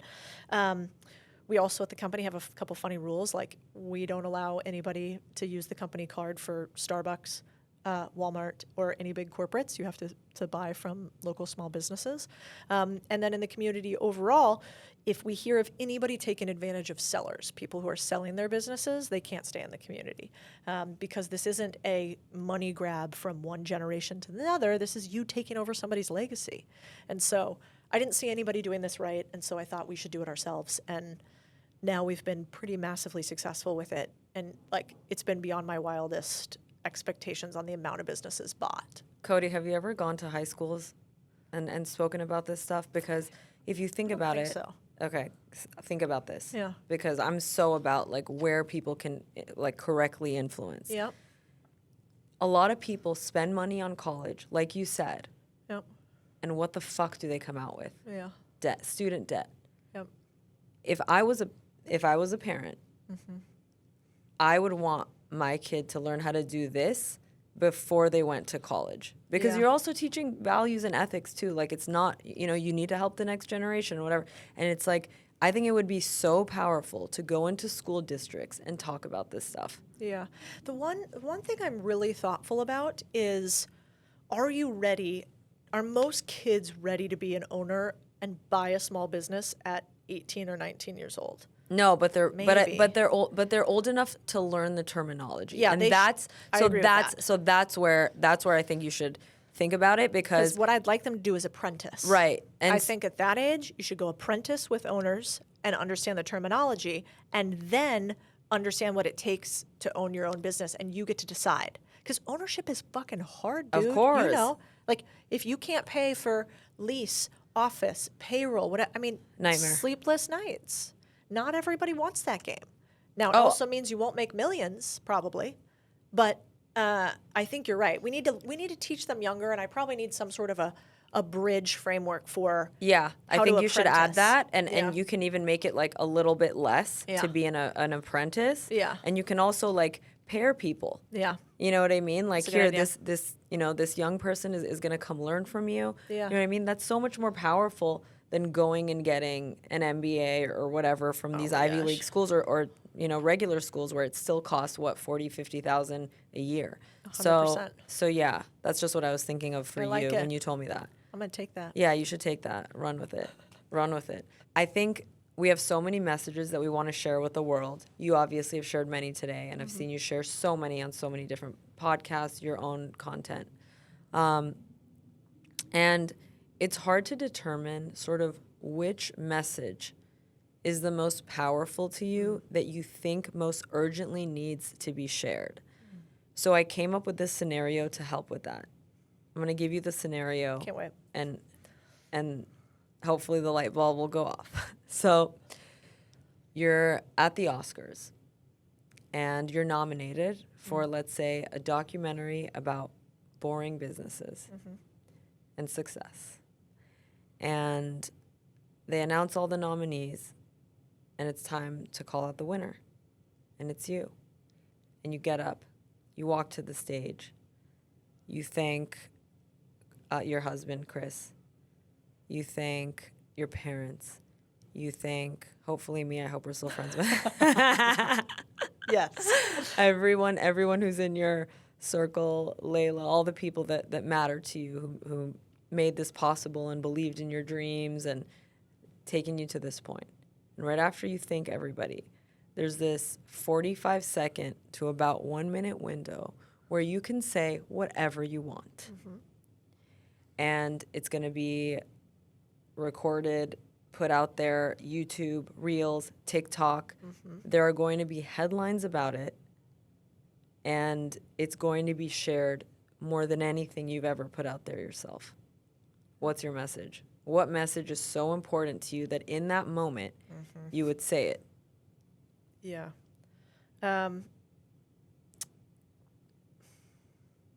think it's probably that there's an assault on excellence in the world around us today.